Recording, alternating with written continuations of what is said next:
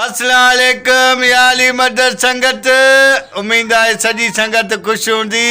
माया ताजो पांजो सजाद मखणी हे मूसा जेको बिलू लटन ला वेठो आ सैयद नदीम रज़ा बुखारी मुझो दोस्त मुझो जोड़ीवाल है अच्छे लटन ला वेठो आ अजीजुल रहमान असांजो प्यारो दोस्त आ सुठो फ्रेंडशिप आ इनसां।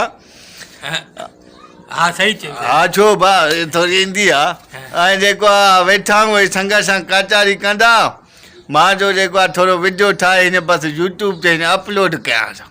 हाँ इहो असांजो यारड़ो अॼु माना घणनि ॾींहंनि खां पोइ लॉकडाउन लॻो पियो आहे पोइ वरी मिले नथो अॼु वरी इनखे टाइम मिलियो न वरी पोइ असांखे फ़ोन कयईं चयईं अदा तव्हां किथे हो तव्हांजी सिक लॻी आहे। पोइ यार खे चयोसीं असां वेठा आहियूं काचारी में बि ॾाढो मज़ो आहे संगत सां।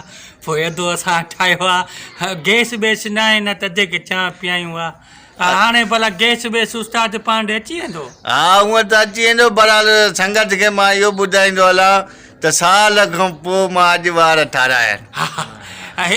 असां सजाद जेको आहे न साल खां पोइ वार ठाराया अथसि माशाल्लाह वार ॾिसो आस्ते उस्ताद मथां ईअं घाटो निकिरी पियो।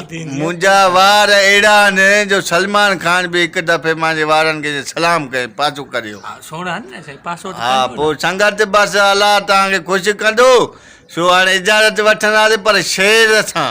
हा शेर चई असां संगत खां मोकिलाणी कंदासीं इजाज़त हुजे त मां शेर चवां। हा चओ भाउ फुल इजाज़त थी। हा शेर चवां थो ख़ुशि हुजो पंहिंजे ख़र्चे ते खिलंदा रहो मुस्कुराईंदा रहो असांजी तव्हांखे दुआ आहे। ख़ुशि रहो पंहिंजे ख़र्चे ते खिलंदा रहो मुस्कुराईंदा रहो असांजी तव्हांखे दुआ आहे।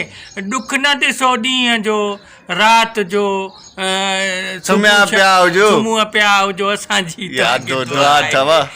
शेर पुॼणी ते पुॻो माना। वाह वाह वाह वाह इन सां गॾु इजाज़त वठंदासीं। ख़ुदा हाफ़िज़ अलाह भाई पंहिंजो ख़्यालु रखो। Goodbye bye bye good by.